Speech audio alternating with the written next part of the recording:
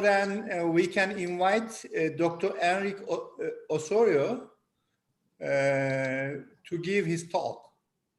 Thank you, Mehmet. Thank you, Salman and Dr. Rasul for the kind invitation. I will share my screen. Okay. Mehmet, please habilitate my. I did it. Okay. Okay.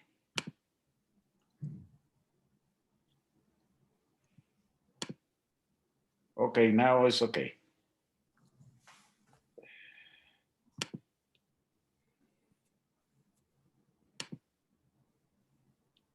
Okay. I will talk about the endoscopy in cervical disc.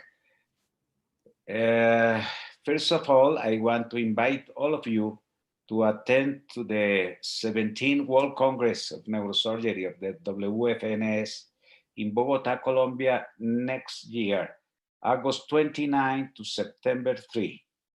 We have the inscriptions open. Please send your works for your abstracts, and please enter to the page of the Congress.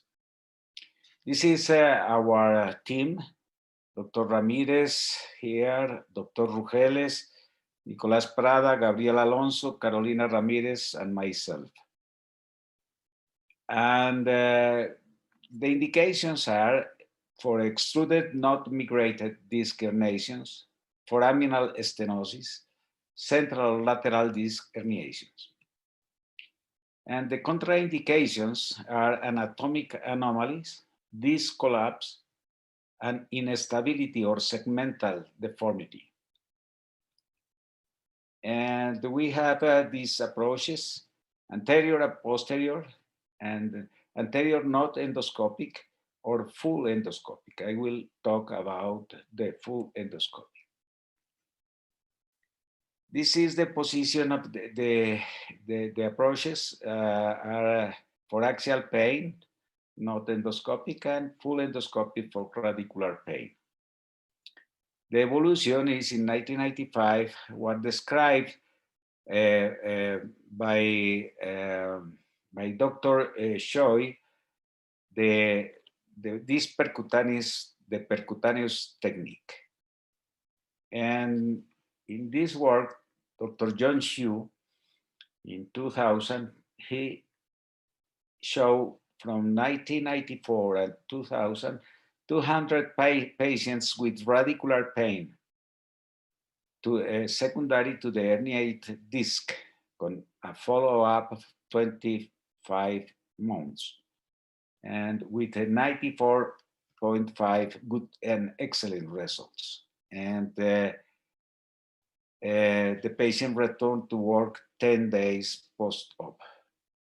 And in 2004, the group of the San Jose showed a retrospective study in 111 consecutive patients, and with very good results, excellent results in 46.9, good in 33 patients, failing 9 in 80% of the patients, and poor in 11 patients, in 11% of the patients. And the major predictors of excellence long-term outcomes were irradiate arm pain and lateral hernia locations. And really, this is the best indications for endoscopy in cervical area. This is the technique. The patient, we put the patient in extension, neck extensions, and attraction the arms, and under local anesthesia. And here we mark the medial line, and here the sternocleidomastoid muscle.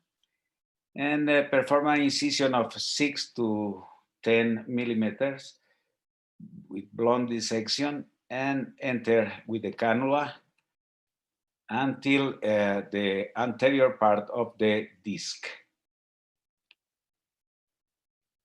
And perform a discography. And really, we put a blue colorate to differentiate the disc to the other structures. And then we put the dilators, and we put the working cannula. This is 2 of them. And we enter with that trephine to perforate the annulus of the disc to enter to the disc. And then we enter with the endoscope of 7 millimeters. And we use different instruments, grasper forceps, as you see here. In this case, we don't put indigo carmine, but in this case, we use the indigo carmine to differentiate better the disc to the other structures.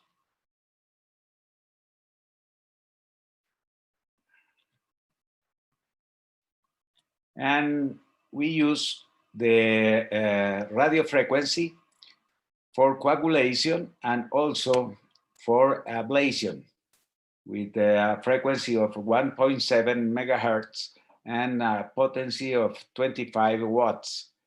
And this is from,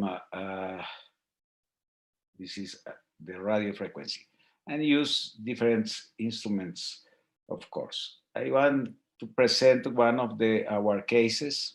This is a very interesting case.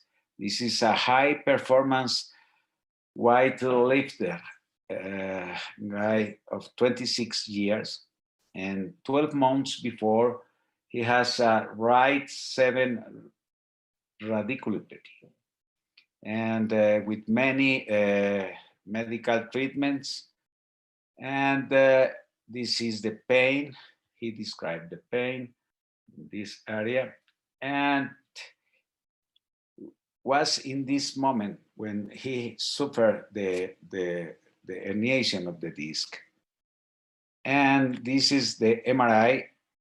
You can see the herniation here at 7.6, 7 and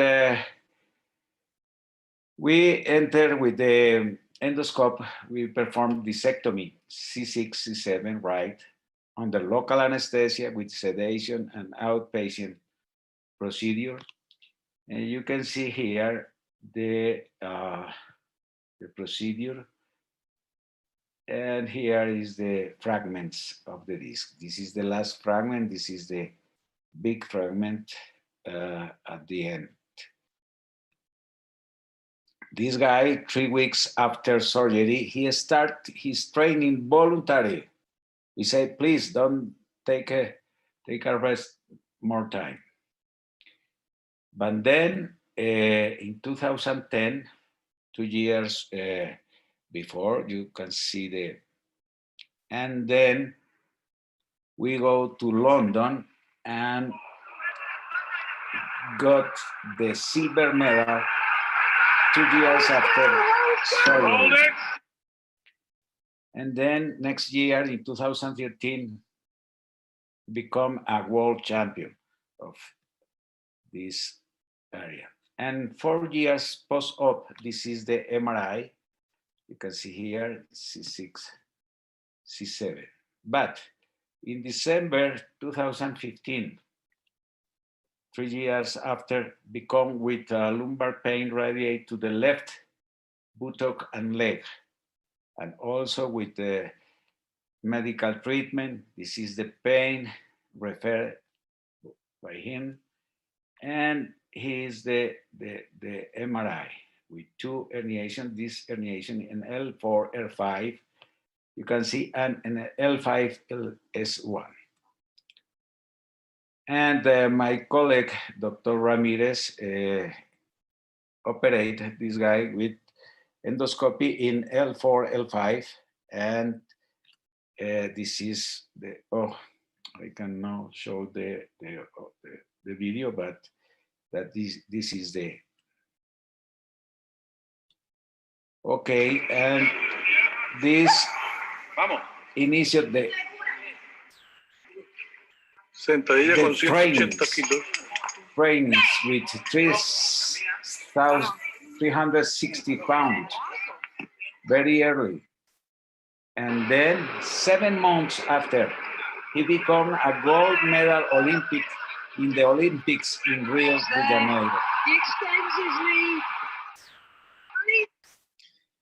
Okay, we published this case last year, and our results with this technique in 38 patients from October 1997 to January 2019 with outpatient under local assisted anesthesia with the McNabb All-Westry and BAAs, an average follow-up of 10 years.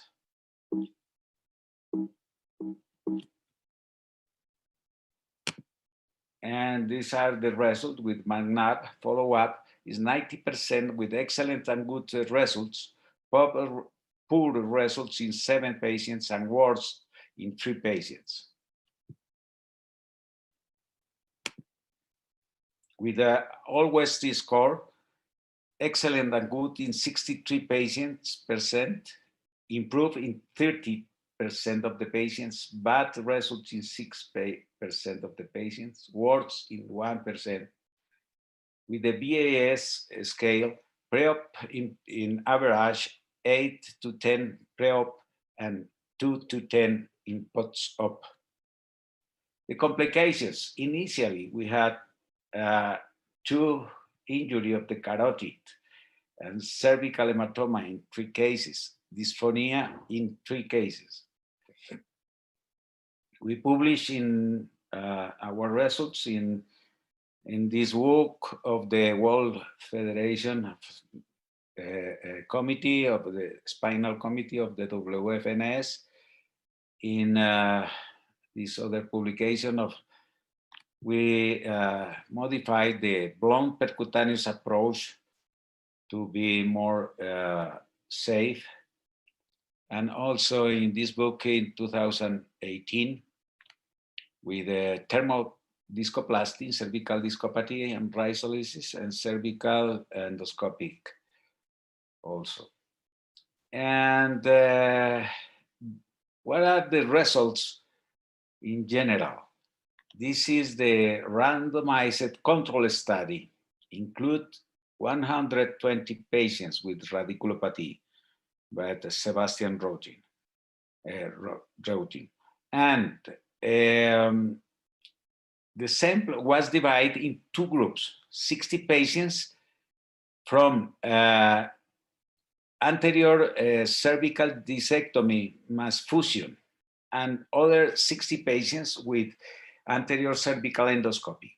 The blood loss was not measurable on an endoscopy, and of course also was minimal with open surgery. Surgical time was significantly longer in open surgery, 62 minutes versus 32 minutes with endoscopic. There were not significant differences in improvement. In the endoscopic had advantage over the open surgery. In 2012, also we have this review that analyzed 11 studies. They found that the surgical treatment had a better outcome than medical treatment. The complications highlighted the possibility of the adjacent segments when using open discectomy. They did not find sufficient evidence to determine which method of surgical treatment is superior due to the quality and the heterogeneity of the studies. And this systematic review and meta-analysis in 2014 with 14 studies, including 4 cervical, they determined that the importance of the adequate selection and improved technique and special training for an adequate surgical result. The most relevant complication of the cervical minimal invasive technique was reoperation. There were no reports of serious complications such as death, infection, dural injury, or urotomy. There were no significant difference in the presentation of complications, and more high-quality research is required to define a recommendation. In this publication of Stefan Hellinger, we can see that we now have the possibility to do full endoscopic bone fusion in cervical spine. The advantage of the endoscopic in this herniation in cervical area is we perform less soft tissue trauma, motion preservation procedure is not. Hello? Hello, hello. You can hear me? Yes, we can. Okay. And non-adjacent segmented diseases, same-day procedure, and prompt recovery, and low cost. Also, excellent visualizations, less blood loss, less infection rate, prompt recovery, and revision surgery is accessible. And of course, the learning curve is longer, and you need the investment in the infrastructure initially. But in conclusion, we have similar results to open surgery with less risk. Best results in posterolateral disc herniations, and is contraindicated in myelopathy, segmental instability, and severe degenerative disease and anatomical abnormalities. And again, please come to Colombia next year. We hope that the pandemic will be controlled. At least all the physicians, all the neurosurgeons, we will vaccinate in the next first semester in the next year. Please come to Colombia from August 29 to September 3 of next year. Thank you very much. Thank you, Enrique. Very, very nice, interesting lecture. And we are not, in fact, most spine surgeons are not very familiar with anterior cervical disc surgery with full endoscopy and under local anesthesia. Do you think, are you comfortable that the patient is awake at that time? Yes, yes. Of course, we need a very good anesthesiologist for sedation. The sedation is very important. And normally, only in few cases, and also in the lumbar cases, only in a few number of the patients, we need a general anesthesia. But we prefer local and sedation because it's the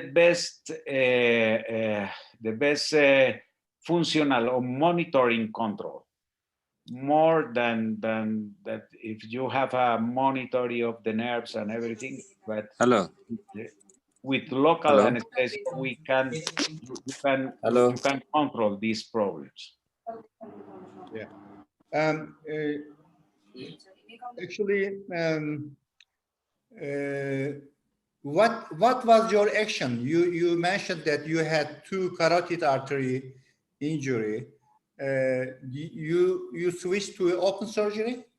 Yes, of course, immediately. I have to open and then and close the hole in the carotid. Did you have any injury to the root or spinal cord? No, by fortune. Yeah, fortunately. There are some questions from the audience. One, Dr. Uygur Er is asking, what is the reason that there is no adjacent segment disease? Is this method of surgery dependent situation? No, with this method, we don't take out all the disc. We will go to the herniation and we will go to open the foramen and not to take out all the disc. And for that reason, I think the adjacent segment don't be compromised. Yeah. Another question is that in your second case, you go anterior approach. Could you make it by a posterior approach? Yes, of course. We can use anterior or posterior approach. Depends your expertise and your confidentiality with the procedure. Yeah. You mean, do you also use endoscopy for posterior microforamen? Yes. Yes, also. Okay. What is the chance of kyphosis without fusion and instability? But there is really we had not these cases in our series, and because we don't open, of course, previously kyphosis cases, and if you don't produce a great discectomy and instability in the procedure, you will not have this problem. Okay. What do you do if accidental dural opening at a cervical root happens? What is your policy if the dura is opened? Really, we don't have in these cases this problem, but in some lumbar cases, we don't do really nothing. And there are normally tears. The hole is very, very small and close without a problem. I remember only 2 cases of the lumbar cases, more than 1,300 cases. We had to open to take a open surgery to close. But in fact, it is quite different in cervical anterior. Yeah. But we have not these problems in cervical. Because a good pseudomeningocele or big mass on the back of esophagus. As you don't put cages, doesn't that affect the foramen height and causes foraminal stenosis? No, because also we go to take out the herniation, but also to open the foramen when in the cases you have also.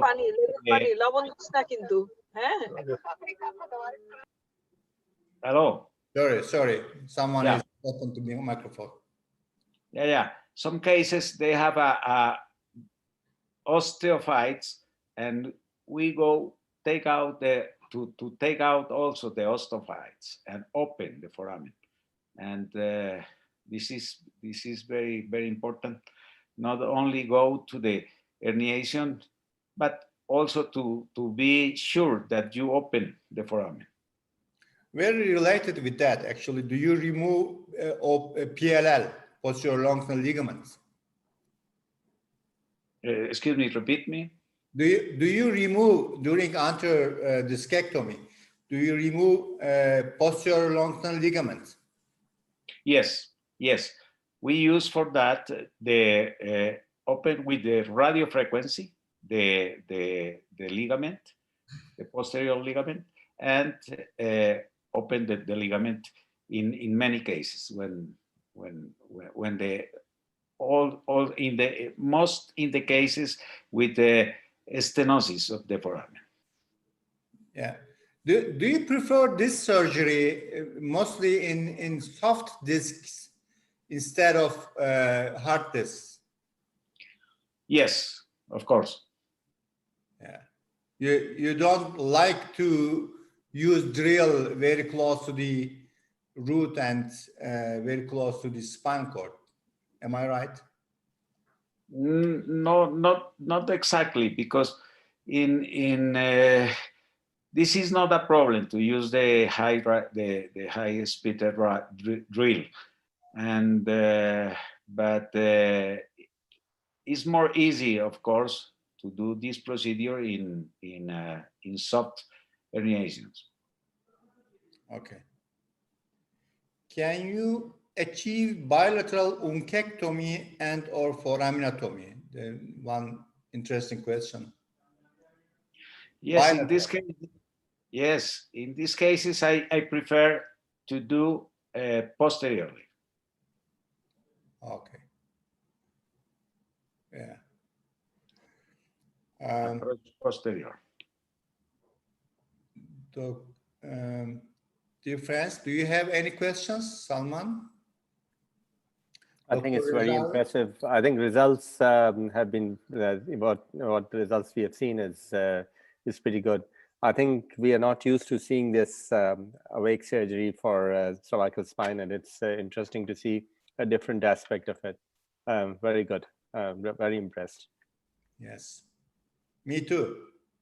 I enjoyed that. Actually, I like to make anterior foraminotomies in many cervical disc surgeries, so then I don't use any cage, any disc, and I don't do a real discectomy, just remove the part of disc herniation.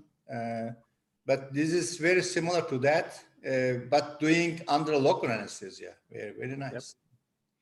I enjoyed it very much.